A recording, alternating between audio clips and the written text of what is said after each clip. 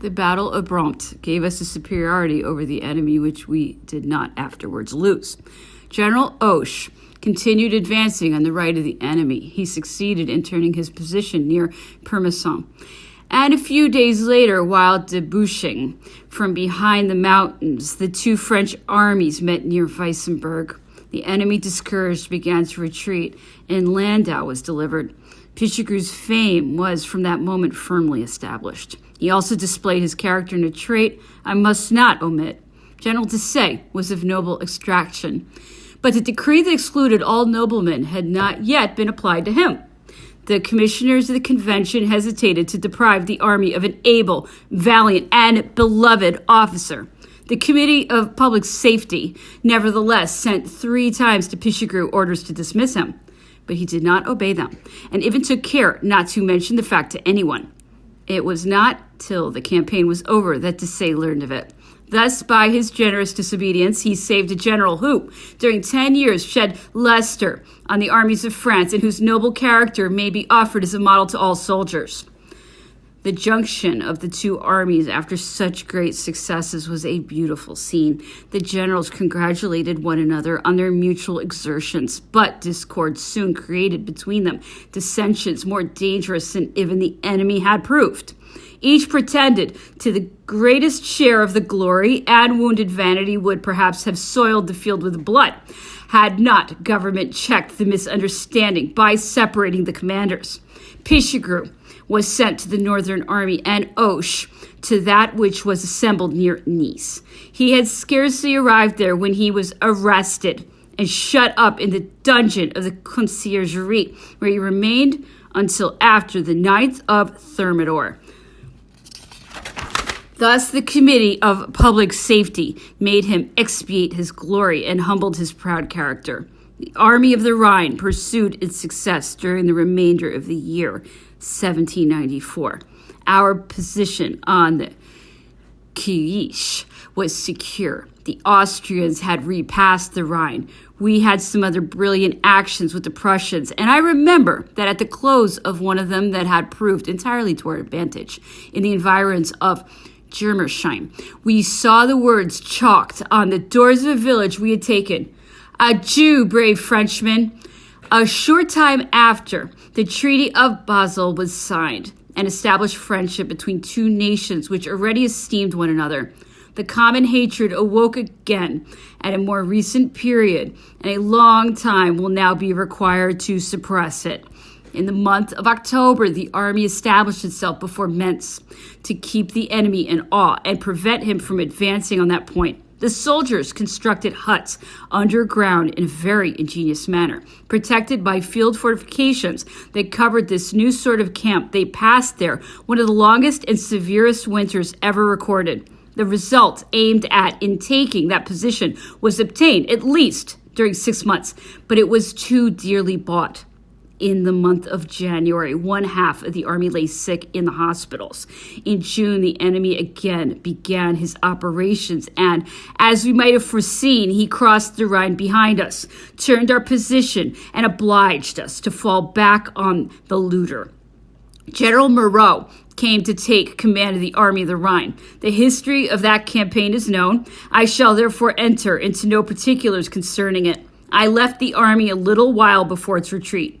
General Delisle had just got out of prison and had been appointed chief of the staff of the 1st Military Division of Paris. He proposed to me to return and resume my duties as aide-de-camp. I was happy in the army, but I wished to see my family once more, so I set off. Before I leave the Army of the Rhine, to which I shall not again allude, I must beg permission to take leave of it with a few lines.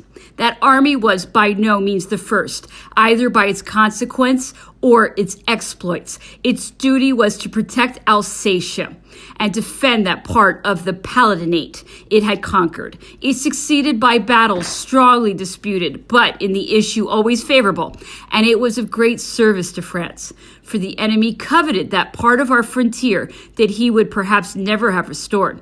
Lorraine is the cradle of the imperial house, and the Germans look upon Alsatia as a part of the empire which it is as much to their advantage as their honor to unite again to the mother country. There prevail the same language, the same customs, the same religion, and above all, the strong wish of weakening France and enabling themselves to attack her in the very heart. The plan is not yet given up. The army of the Rhine shared at that period with our other armies the advantage of being commanded by generals and officers, almost all of whom had risen from its own ranks and been instructed among them. At the head of the most able must be placed Kléber, Desaix, and Saint-Cyr. Kléber was born at Strasbourg. He had served before the Revolution in the Austrian army, and he came to ours as commander of a battalion of volunteers of the Upper Rhine. His stature was strong, gigantic, and called to mind the heroes of Homer. His voice was sonorous and imperious. His spirit rose and warmed at the sight of danger. Though he learned in all the branches of military science, he was not gifted with that boldness of execution that distinguished other generals, but he possessed the prudence which long experience gives, joined to the resources deprived of an imperturbable coolness and a rapid perception. Of all of our generals, Kléber is perhaps the one of whom the soldiers retain the most flattering recollection, for he loved them as if they had been his children, was continually thinking of their comforts, and diverted them in the midst of their perils by quaint sayings, which were rendered more piquant by the harsh accent of his mother tongue. Desaix, who was born in Auvergne, had served for several years as an officer in the regiment of Brittany. His stature was tall and his figure singular. He had fine, black, fiery eyes and a nose that seemed to descend from the top of the forehead. His thick and unusually separated lips showed a set of teeth of sparkling whiteness. His hair, flat and black as jet, shaded his dark face. His gait was embarrassed, but still without awkwardness, and betrayed bashfulness and a want of knowledge of the world. Altogether, he resembled a savage of the banks of the Orinoco, dressed in French clothes. But one soon got accustomed to him. His voice was soft, and when once drawn out of his usual reserve, he delighted by the variety of his information and the simplicity of his manners. He had none of the faults of men accustomed to camp life. I never heard him utter a vulgar expression. An indecent word made him blush. As he was constantly easy and kind, his staff led a merry life, and the pretty girls of the Palatinate used frequently to visit his headquarters. He smiled at our pleasures without sharing them, but with the indulgence of a father who shuts his eyes on his child's wild tricks. I do not think I ever saw him dressed in the uniform of his rank. He usually wore a blue coat without any lace, and the sleeves of which were so short that we used to say in jest he had certainly worn it when he first took the sacrament. He frequently mounted his horse without a sword when he went to visit the posts. One night, having ordered an attack on the convent of Marienborn near Mentz, which the enemy occupied in force, he suddenly found himself without arms in the midst of a surprised body of infantry, which was defending itself with the bayonet amongst the vines. Desaix, perceiving he had forgot his sword, pulled a vine prop out of the ground and continued fighting as if he had Orlando's sword in his hand. Savary, who was then his aide-de-camp, threw himself before him just in time to save his life and killed a Hungarian grenadier who was about to pierce him with his bayonet. I must not forget General Saint-Cyr, though still alive and in the enjoyment of power, but this work is not meant to appear till after my death. He entered the army as captain of a free corps raised in Paris during the terrible month of September 1792. This troop, which consisted of Parisian vagabonds, I need not say any more, boasted on the road that they were going to teach the army the right step, meaning that they would make it Republican, for, to say the truth, we were neither robbers nor braggers. However, they committed such terrible outrages that General Custine ordered his cavalry to surround and disarm them, after which they were disbanded. Saint-Cyr remained, in consequence, unemployed. He had, in his early youth, visited, as an artist, Italy and Greece, and he had a great facility for drawing. One day he was busy near Mentz sketching the positions of Ockheim When General Custines, whose glance was piercing, observed him at a distance, darted towards him with all the swiftness his horse was capable of. Seeing him dressed in a uniform he detested, he asked him angrily what he was doing and tore the paper out of his hands. Finding, however, that the positions were taken accurately, he asked him some questions, appeared satisfied with his answer, and appointed him officer of the staff. A few months afterwards, and shortly before our disaster at Weissenberg, chance was still more serviceable to him. We had been repulsed in the pass of Annweiler. The commissioners of the convention, seeing treason everywhere, knew not to whom they ought to entrust the command of the troops. Saint-Cyr was crossing the street under the windows of the headquarters. An officer pointed to him as a man in whom the greatest confidence might be placed. He was called upstairs, and, after a few questions, the commissioners proposed to him to march off with 200 men and attack the enemy. His surname, Gouvion, however, made them frown. The same had been that of a friend of Monsieur de Lafayette, a former major general of the National Guards of Paris. Though the latter had been killed in the army, his relations were not the less persecuted for that. Saint-Cyr beat the enemy, made some 100 prisoners, and retook the positions. 3 months later, he was a general of division. He constantly commanded the center of the army and was called its shield. Next to these celebrated generals shone a great number of young men who have all acquired lasting glory. Saint-Suzanne, Guyot, Brussier, Belezesne, Ferrino, Axo, Doda, Nemta, Clemenceau, Friron, Destrel, and the unfortunate La Hourie, so praiseworthy for his constancy of spirit, which 10 years' adversity was unable to shake, and who received death with a smile. And you also, my old chiefs, my dear friends, why can I surround your names with all the splendor of your noble deeds? You greatly contributed to save France. Could you expect that your services would one day be rewarded by forgetfulness and persecution?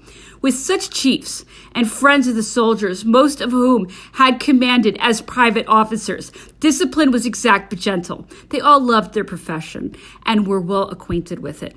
Mean jealousy, hatred, and backbiting were unknown. The oldest of these generals was scarcely 30, and the revolution having found them in a middling condition, and at a time of life when luxury and corruption have not yet gained an empire over the mind, they had no wish but for glory, and glory itself pleased them only when surrounded by perils.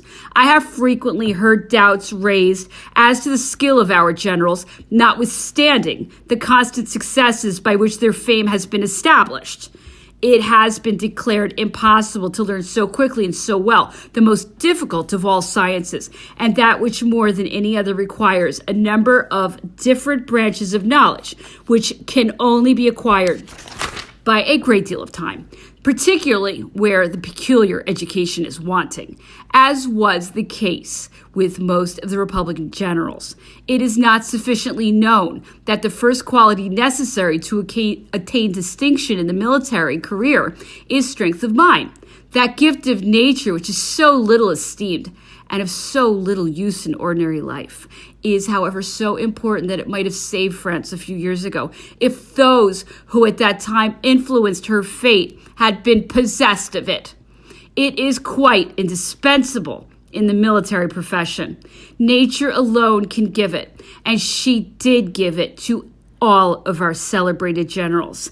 In the second place, it is not true that their education had been neglected. For to speak only of those of the first period of the war, Pichegru, Bernadotte, Jourdan, Moreau, Kléber, Desaix, Saint-Cyr, and Hoche, the latter was bred at the school of the sons of the Gardes Françaises, had all studied the military art.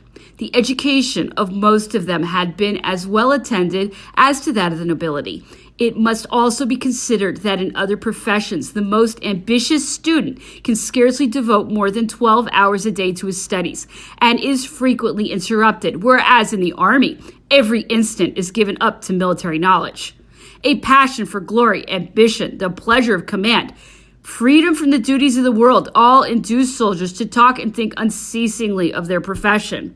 The variety of events, their rapidity, their number, hourly correct the wrong judgment of young officers, enrich their memory, multiply the examples they may want, and complete their improvement. Their mistakes appear in open daylight. They are quickly punished. And as the blow strikes not only the guilty, but also those who are placed below or around him, each individual is in some respect answerable for his neighbor, and all have the greatest interest in acting well. The composition of the troops, as well as their valor, contributed also to our successes. The love of their country and the hatred of a foreign yoke had animated them, even under the paternal roof, since the year 1789. At the first call, the citizens flew to the frontiers, a great number of well-educated young men whom the passion for glory and ambition had assembled under the banners of the army were like a nursery of excellent officers. The warlike Marseillaise hymn filled every breast with such deep emotion and enthusiasm that its first notes were sufficient to make the troops rush on the enemy with irresistible impetuosity. At Geesburg, near Weissenberg, the enemy had crowned the plateau with 30 cannons, which dealt death and devastation into our ranks. The troops advanced nevertheless with a slow step. When they arrived at the foot of the frontier, the warlike song was heard, and at the same instant the soldiers, as if they had been borne up by a whirlwind, overcame every difficulty. The position was taken. The cannon were in our power, and the enemy put to flight. The perils and sufferings our troops endured at that period were the more deserving of admiration, because they had no other compensation than the love of their country and their ambition. The most simple enjoyments were unknown to us. We were all of us poor. The soldier received no more than an écu per month in money, and the officers of all ranks only 8 francs. Our salaries were paid us in assignats, which were already depreciated in France and were of no value at all in foreign countries. During the severe winter of 1794, I shared with some of my comrades a peasant's room in the village of Fintheim, near Metz. We had only one bed among us, and every week we drew lots who was to sleep in it. The rest lay upon straw. Our assignats were barely sufficient to procure us a little bad wine 3 times a month. We knew that our landlord possessed a considerable quantity, but not one of us ever cherished the idea of forcing him to give it to us for nothing. My companions were all young officers of engineers. 3 of them, Haxo, Doda, and Nemke, became celebrated generals in that corps. The rest were killed. I beg pardon for having dwelt so long on this subject. To the Army of the Rhine, I owe those qualities that have embellished my life and the strength of mind that decided my fate. When I entered it, I was full of enthusiasm, but my ideas on military subjects were confused, and I wanted experience. I had not yet seen the enemy, and I was very anxious to know what figure I should cut in the first battle. My ardent courage did not leave me at full liberty for reflection, but I was lucky enough to be attached to the division of General Desaix. The easy and immovable calmness, the soft cheerfulness of that excellent man in the midst of the most murderous fire made me sensible that there exists no real valor without those qualities. I reflected seriously and was discontented with myself. I did not know how to manage my horse when in the direction of the balls. I crossed too rapidly the field of action, and I frequently went a roundabout way when I could have rode straight before me. I blushed at such foolish conduct and schooled myself so well that case shot soon lost all power of embarrassing me. It required time, and I arrived at that degree of self-possession. How often did I not go back and place myself purposely in the middle of fire? How satisfied I was when I had remained long in such a situation. That moral strength did not contribute considerably to my advancement, but it made me worthy of being an aide-de-camp of the conqueror of Italy and gained me his esteem. It also made me bear prosperity with moderation and was a strong support to me in the days of misfortune. I arrived in Paris towards the middle of August. When I left that city in 1792, the people, freed from the wholesome restraint of the laws, intoxicated with fury and elated with their abominable triumphs, were madly enjoying a savage licentiousness, and ever-threatening, ever-oppressive, set no bounds to their tyranny. What change did I not find after the short space of 3 years? Scarcity was terrible, misery at the highest pitch, and the dethroned sovereign scarcely dared to complain. The people were no better than a vile rabble, devoid of energy, shrinking under the rod that chastised them, but having not even the thought of resistance. In the morning, the city presented a deplorable spectacle. Thousands of women and children were sitting on the stones before the doors of the baker's shop, waiting their turn for receiving a dearly bought bit of bread. More than 1/2 of Paris lived on potatoes. Paper money was without value and bullion without circulation. This lasted nearly a year. A still stranger sight struck the observer's eyes. The unfortunate prisoners had recovered their liberty, and having escaped almost certain death, they enjoyed their good luck with a sort of ecstasy. The dangers to which they had been so long exposed excited a lively interest in their favor. But vanity, so ingenious in France, discovered the means of turning their situation to advantage. Each person pretended to have suffered more than his neighbor. And, as it was the fashion to have been persecuted, a great many people who had remained safe in their hiding places or had bought their security by base concessions boasted of having languished in prison. An immense number of innocent persons had, in fact, perished on the scaffold. But if credit could have been given to the accounts propagated by hatred and vanity, one might have thought that 1/2 of Paris had imprisoned or butchered the other half. Confusion was at this period at its highest pitch in society. All distinctions of rank had disappeared. Wealth had changed possessors, and as it was still dangerous to boast of birth and to recall the memory of former gentility, the possessors of newly acquired wealth led the tone and added the absurdities of a bad education to those of patronage devoid of dignity.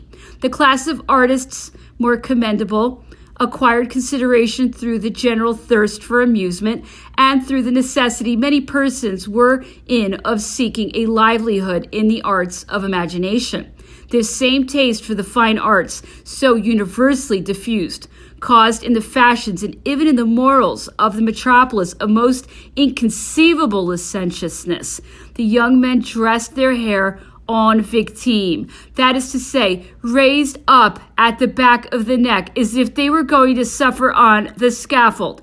The women, on the contrary, imitated in their dresses the costumes of ancient Greece.